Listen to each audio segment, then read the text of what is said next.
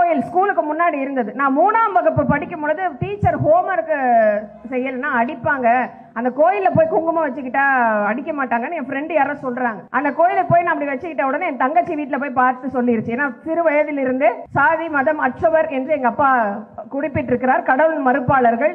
அக்கா இப்படி போய் குங்குமம் வச்சுக்கிச்சுன்னு சொல்றாரு. கூப்பிட்டு கேட்கிறாரு என்னோட அப்பா, ஏமா குங்குமம் வச்சுக்கிட்ட? இல்ல இப்படி சொன்னாங்க. அப்புறம் ஒரு கடவுள் இல்லை அப்படிங்கறத எனக்கு விளக்குறார். ஏன் கடவுள் இல்லை, எப்படி விஞ்ஞான பூர்வமாக மனிதகுல வரலாறு வந்தது அப்படின்னு சொல்லி விளக்குறார். அந்த கோயிலை கடந்து போகும் பொழுதெல்லாம் எனக்கு பகுத்தறிவு என்னுடைய மன சிந்தனைகளில் வந்து கொண்டே இருக்கும். அந்த கோயிலுக்கு வெளியில இந்துத்துவ கோட்பாடுகளை எழுதி அது பக்கத்துல ஒரு மயில் கல் இருக்கு, அதுக்கு பெயிண்ட் அடிச்சு என்ன சுயம்பு பிள்ளையாருன்னு எழுதி வச்சிருக்காங்க. எனக்கு ஒரே ஆச்சரியமா போச்சு. அந்த எழுதிட்டு இருந்தேன். அந்த பெயிண்ட் அடிக்கிற நேரத்தில் நான் போறேன். என்னங்க யாரை நீங்க எழுதுறீங்க அப்படின்னா, இல்லை நாங்க வந்து ஒரு என்ஜிஓ மாதிரி வச்சிருக்கோம், எல்லா கோயில்களுக்கும் இலவசமா பெயிண்ட் அடிச்சு இந்துத்துவ கருத்துக்களை நாங்கள் எழுதுகிறோம் என்று சொல்லுகிறார்கள். உங்களுடைய கொள்கை தான் என்ன என்ஜிஓல பண்றீங்கன்னா, ஏழை பிள்ளைகளுக்கு நோட்டு புத்தகம் தரும், இலவசமாக பகவத்கீதை தரும், யோகாசனம் சொல்லி கொடுக்கிறோம் என்று சொல்லுகிறார்கள். இவ்வளவுதான் அவங்களுடைய செயல்பாடு. அப்ப ரத்த தானத்தை பற்றி ஊக்குவிக்க எல்லாமே நல்ல கருத்து தானே, செய்யட்டுமே அப்படின்னு மக்கள் விடுறாங்க. ஆனால் எப்படி ஒரு விஷமத்தனத்தை ஒரு சின்ன ஒரு ஆள் உயரம் கூட கிடையாது அந்த செவ்வறு, அப்படி ஒரு இடத்தில் கூட அவர்களுடைய கருத்தை புகுத்துவதற்காக திட்டமிட்ட வேலைகள் செய்து கொண்டிருக்கிறார்கள். வாரணாசியிலிருந்து தமிழகத்திலிருந்து போய் சேர்ந்த வாரணாசியில் இருக்கக்கூடிய அகோரிகளை, அங்க இருக்கக்கூடிய சாமியார்களை கூட்டிட்டு வந்து ஒவ்வொரு ஊருக்கும் 20 பேர் அனுப்பிச்சு அங்க இருக்கக்கூடிய மாரியம்மன் கோயில் சாதாரண கோயில்கள்ல இல்லத்துக்குள்ள இருக்கக்கூடிய இல்லத்தரசிகள் மீது பிரச்சனையை தீர்க்கிறோம் ஒருத்தர் போய் உட்கார்ந்துக்கிறார். உங்க பிரச்சனை எல்லாம் வந்து என்கிட்ட சொல்லுங்க, நான் சரி பண்றேன். அப்படி அவர்கள் வெறும் கருத்தோடு மேடையோடு கொள்கையோடு இல்ல கருப்பு சட்டங்களோடு நிறுத்தாமல் ஒவ்வொரு இல்லத்திற்குள்ளும் இந்துத்துவத்தை புகுத்துவதற்காக ஒவ்வொரு இல்லத்திற்குள்ளும் அவர்கள் விஷமத்தனமாக நுழைவதற்காக திட்டமிடுகிறார்கள் என்பதை ஒவ்வொரு இடத்திலும் தோழர் அவர்கள் அம்பலப்படுத்திக் கொண்டு வருகிறார். இன்றைக்கு சமூக சூழலில் இந்துத்துவம் சனாதானம் இந்துத்துவ கொள்கையின் அடிப்படையில் இந்து ராஷ்டிரத்தை அமைக்க வேண்டும் என்ற RSS தீர்மானம், RSS கொள்கையை கரத்தில் ஏந்தி வழிநடத்தி கொண்டிருக்கக்கூடிய பிஜேபியினுடைய அராஜகம், பாசிச கொடூரம், இதை அனைத்தையும் மிக தைரியமாக அவர்களை நடுங்கச் செய்யும் குரலாக வெளிப்படுத்தக்கூடிய ஒரே தலைவராக நமது தலைவர் இருக்கிறார். ஒவ்வொரு இடத்திலும் நமக்கு அவர் தாய் சிறுத்தையாக என்று நமக்கு முன்னால் பேசிய தோழர் சொல்றதை போல நமக்கு தாயாக நின்று நம்மளை வழி நடத்துகிறார். கண்டபடி சுமை ஏற்றினால் வண்டி மாடு கூட சண்டி செய்யும், அளவுக்கு அதிகமாக பொதி ஏற்றினால் கழுதை கூட எடக்கு செய்யும், தொட்டு தொட்டு நோண்டி கொண்டிருந்தால் புழு கூட நெண்டி எதிர்ப்பை காட்டும், தொடாமலேயே கொலவி கூட துரத்தி துரத்தி கொட்டும். அப்படி விலங்குகள் கூட அநீதிக்கு எதிராக தங்கள் மீது சுமத்தப்படுகின்ற அடக்குமுறைக்கு எதிராக வெகுண்டு எழும் தருணத்தில் நமது மக்கள் மீது காலம் காலமாக செலுத்தப்பட்டு வரும் அநீதிக்கு எதிராக ஒன்று திரள வேண்டும். யாரோ ஆகாயத்தில் இருந்து தேவ தூதர்களோ தேவதைகளோ அசகாய சூரர்களோ நம்மை வந்து காப்பாற்றப் போவதில்லை. ஆங்காங்கே தீ கங்குகளாய் சிதறி கிடக்கின்ற நாம் ஒன்றிணைந்து ஒன்றாக தீ பிழம்பாக மாற வேண்டிய அவசியத்தில் இருக்கிறோம். அப்படி நாம் ஒன்றிணையும் பொழுது, அமைப்பாக மாறும் பொழுது காலம் நமக்கு ஒரு தலைவரை அடையாளம் காட்டும். அப்படி காலத்தால் அடையாளம் காட்டப்பட்ட தலைவர்தான் காரல் மார்க்ஸ். அப்படி காலத்தால் அடையாளம் காட்டப்பட்ட தலைவர்தான் டாக்டர் அம்பேத்கர். அப்படி காலத்தால் அடையாளம் காட்டப்பட்ட தலைவர்தான் பெரியார். அப்படி இன்று நம் காலத்தால் அடையாளப்பட்டு காட்டப்பட்டிருக்கக்கூடிய தலைவர்தான் தோழர் தொல் திருமாவளவன் அவர்கள்.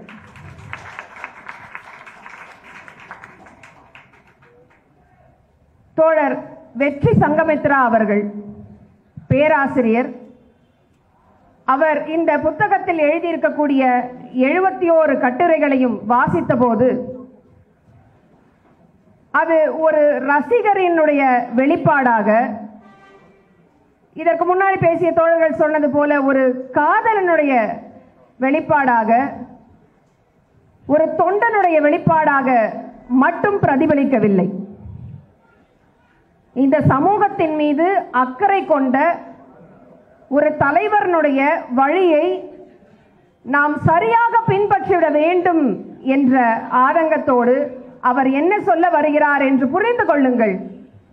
அவர் கொள்கை அடிப்படையில் நம்மை இணைய சொல்லியிருக்கிறார். இணைந்து கொள்ளுங்கள். அவருடைய எழுத்துக்களை, சொற்களை, அவர் சொல்லக்கூடிய வழிகளை சரியாக பின்பற்றுங்கள். நம் விடுதலை நோக்கி மிக விரைவாக நாம் பயணப்பட வேண்டி இருக்கிறது. அந்த பயணத்தில் நாம் தெளிவு பெற, கொள்கை ரீதியாக தெளிவு பெற, சித்தாந்த அடிப்படையில் தெளிவு பெற வேண்டிய அவசியம் இருக்கிறது என்று அந்த புத்தகத்தில் சொல்கிறார். அந்த புத்தகத்தில் ஒவ்வொரு கட்டுரையும் தனித்தனியாக விளக்கி தோழர்களுடைய உரையையும், தோழர் அவர்களுடைய செயல்பாடுகளையும், களப்பணிகளையும், காலத்தால் அவர் கடந்து வந்திருக்கக்கூடிய நிலையையும், அவர் எப்படி ஒரு இன்டலெக்சுவல் ப்ராப்பர்ட்டி, ஒரு அறிவு பெட்டகமாக இருக்கிறார் என்பதையும் விளக்குவதன் நோக்கம் அவரை பெருமைப்படுத்துவது, அவரை துதிபாடுவது என்பதல்ல. அவர் என்ன சொல்ல வருகிறார் என்பதை சிறுத்தைகள் பற்றிக் கொள்ள வேண்டும். அதை சீற்றத்துடன் தமிழகம் எங்கும் பரப்ப வேண்டும். அது இந்திய அளவில் பெரிய மாற்றத்தை ஏற்படுத்த வேண்டும் என்ற நோக்கத்தில் தான் அதை படைத்திருக்கிறார் என்பதை நாம் நன்கு உணர வேண்டும். மிகச்சிறந்த மார்க்சியவாதியாக நான் தோழரை பார்க்கிறேன். சமீபத்தில் அவருடைய மதுரை உரையை கேட்டபோது கூட மார்க்சிய பார்வையில் அவர் பேசியிருக்கக்கூடிய பல விடயங்கள் என்னை கவர்ந்தது. சமீபத்தில் நடக்கக்கூடிய எந்த நிகழ்வாக இருந்தாலும் இதற்கு தோழர் எப்படி வினையாற்றி இருக்கிறார், இதற்கு தோழர் எப்படி பேசியிருக்கிறார் என்று அதை ஒரு குறிப்பாக நாம் எடுத்துக்கொள்ளக்கூடிய ஆர்வத்தை அவர் ஒவ்வொரு முறையும் தூண்டுகிறார். பொருள் முதல் வாதத்தையும் கருத்து முதல் வாதத்தையும் இன்னைக்கு சித்தாந்த அளவில் வகுப்பெடுக்கக்கூடிய ஆசிரியராக நாம் முன்னிருக்கிறார். ஒரு களத்தை, போராடக்கூடிய தளத்தை, நாம் எதிரியை தீர்மானிப்பது நாம் கொண்டிருக்கக்கூடிய கொள்கையும் சித்தாந்தமும் என்று அவர் மிக தெளிவாக, அழகாக நமக்கு விளக்குகிறார். நமக்கு இருக்கக்கூடிய பிரச்சனைகள், நாம் சந்திக்கக்கூடிய சிக்கல்கள், நம் மீது செலுத்தப்படக்கூடிய வன்முறைகள், இதை வைத்து உடனடியாக வினையாற்றுவது என்பதல்ல. அதனுடைய வேரை அறிந்து எங்கிருந்து அது முளைக்கிறது என்பதை தெரிந்து அதை வேரறிக்க நமக்கு ஒரு சித்தாந்த புலம் தேவைப்படுகிறது, அந்த பலம் தேவைப்படுகிறது என்பதை தான் தொடர்ந்து வலியுறுத்துகிறார். ஒரு ஹீரோ வர்ஷிப்பாக நம் தலைவரை பார்க்க வேண்டாம் என்று சொல்கிறார். இதற்கு முன்னாடி பேசிய தோழர் கொளத்தூர் மணி அவர்கள் சொன்னார்கள், தலைவருக்கு பின்னால் தொண்டர்கள் வர வேண்டும் என்று பெரியார் சொன்னதாக ஒரு குறிப்பை சொன்னார்கள். நமது தலைவர் தொண்டர்கள் அனைவரையும் தலைவர்களாக மாறச் சொல்கிறார்.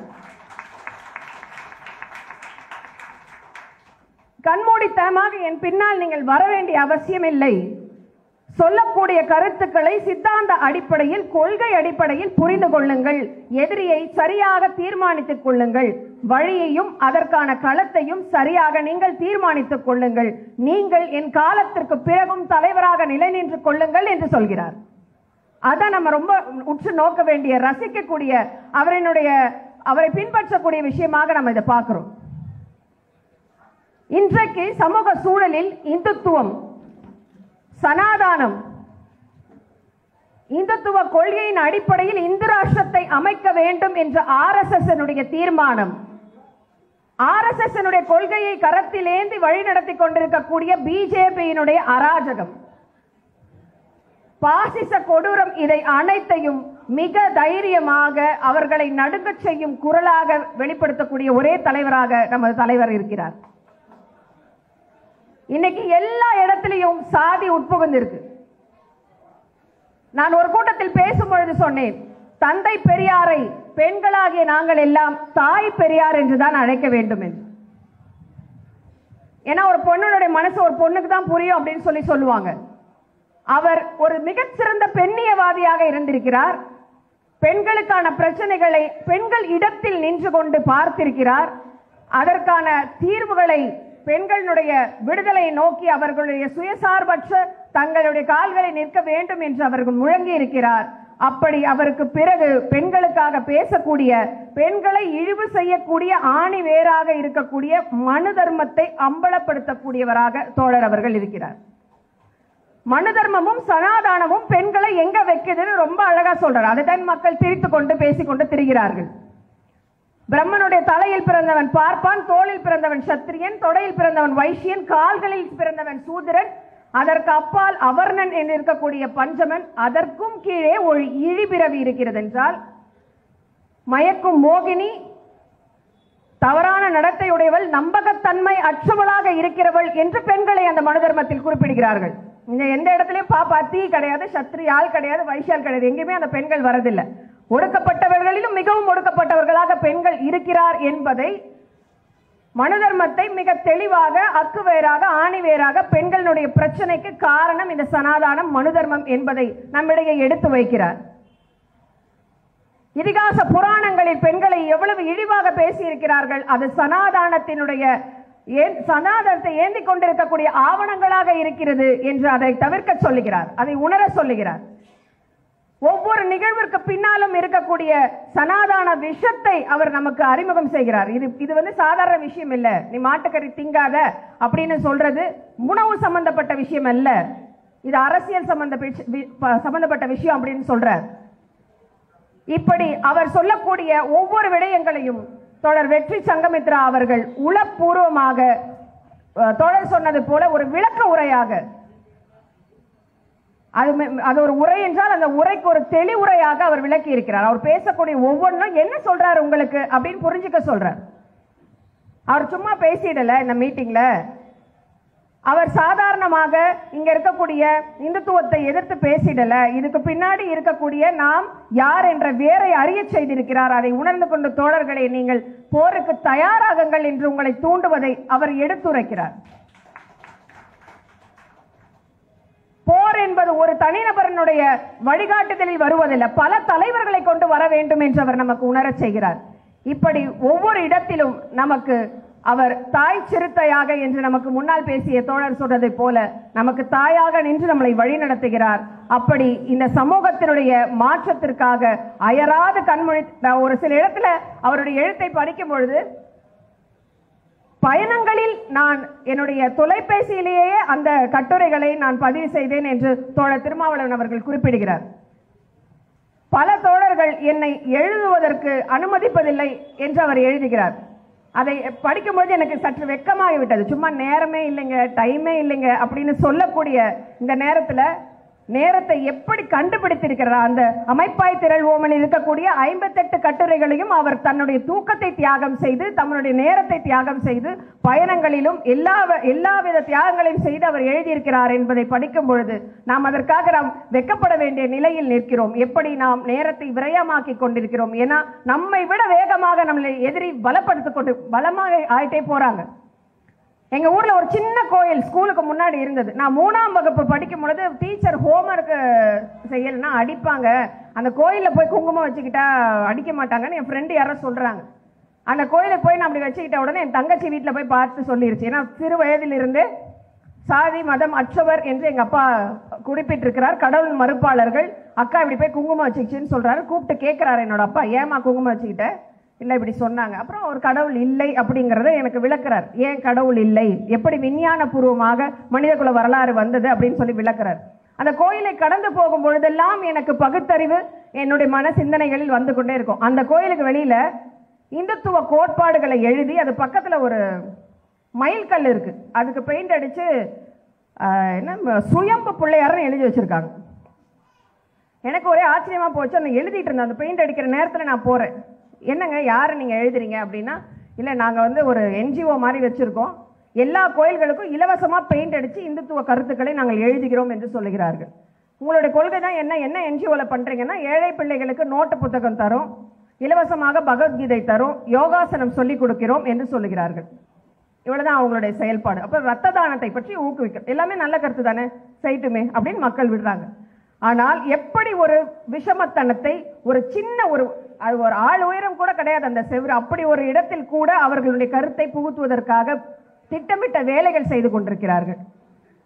வாரணாசியிலிருந்து தமிழகத்திலிருந்து போய் சேர்ந்த வாரணாசியில் இருக்கக்கூடிய அகோரிகளை, அங்க இருக்கக்கூடிய சாமியார்களை கூட்டிட்டு வந்து ஒவ்வொரு ஊருக்கும் 20 பேர் அமைச்சு அங்க இருக்கக்கூடிய மாரியம்மன் கோயில் சாதாரண கோயில்கள்ல இல்லத்துக்குள்ள இருக்கக்கூடிய இல்லத்தரசிகள் மீது பிரச்சனையை தீர்க்கிறோம்னு ஒருத்தர் போய் உட்கார்ந்துக்கிறார். உங்க பிரச்சனை எல்லாம் வந்து என்கிட்ட சொல்லுங்க, நான் சரி பண்றேன். அப்படி அவர்கள் வெறும் கருத்தோடு மேடையோடு கொள்கையோடு இல்ல கருப்பு சட்டங்களோடு நிறுத்தாமல் ஒவ்வொரு இல்லத்திற்குள்ளும் இந்துத்துவத்தை புகுத்துவதற்காக ஒவ்வொரு இல்லத்திற்குள்ளும் அவர்கள் விஷமத்தனமாக நுழைவதற்காக திட்டமிடுகிறார்கள் என்பதை ஒவ்வொரு இடத்திலும் தோழர் அவர்கள் அம்பலப்படுத்திக் கொண்டு வருகிறார். தோழர்கள் மிக முக்கியமாக இந்த தருணத்தில் உணர வேண்டியது, நமது தலைவர் தோழர் தொல் திருமாவளவன் அவர்கள் நம்மிடம் என்ன எதிர்பார்க்கிறார் என்பதை நாம் உணர வேண்டும்.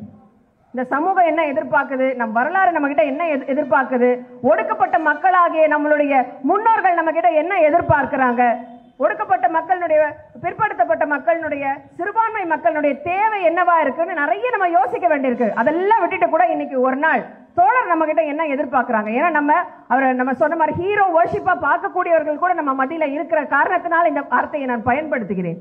என்ன எதிர்பார்க்கிறார் என்றால், நாம் சித்தாந்த அடிப்படையில், கோட்பாட்டு அடிப்படையில் இந்த சமூகத்தை புரிந்து கொள்வதும், அதன் அடிப்படையில் நம் களத்தை தீர்மானிப்பதும், அந்த சித்தாந்தத்தின் அடிப்படையில் நம் எதிரியை தீர்மானிப்பதும், அதற்கான போருக்கு நம்மை தயார்படுத்திக் கொள்வதும் தான் அவர் எதிர்பார்க்கக்கூடிய மிகப்பெரிய விடயமாக இருக்கிறது என்பதை நமது தோழர்கள் புரிந்து கொண்டு, இந்த சமூக விடுதலைக்காக எழுச்சி தமிழர்கள் ஜனநாயக சக்திகளோடு இணைந்து, இடதுசாரிகளோடு இணைந்து, தலித்தியம் பேசக்கூடிய பல அமைப்புகளோடு இணைந்து, பெரியார சிந்தனைகளை கொண்ட ஜனநாயக அமைப்புகளோடு இணைந்து, தனித்தனியாக இருக்கக்கூடிய தீ கங்குகள் எல்லாம் ஒரு பெரிய நெருப்பு பிழம்பாக மாறி இந்த சமூகத்தை ஆட்கொண்டிருக்கக்கூடிய கொடிய நோயான இந்துத்துவம் என்கின்ற பாசிசத்தை, RSS இந்து ராஷ்டிர திட்டத்தை அழிக்க ஒன்றிணைந்து பாடுபட வேண்டும் என்பதை வேண்டுகோளாக விடுத்து இந்த வாய்ப்புக்கு நன்றி பாராட்டி விடைபெறுகிறேன். நன்றி, வணக்கம். தோழர் சினேகா அவர்களுக்கு நன்றி. அடுத்த அருமை தோழர் ராஜன் செல்லையா அவர்கள்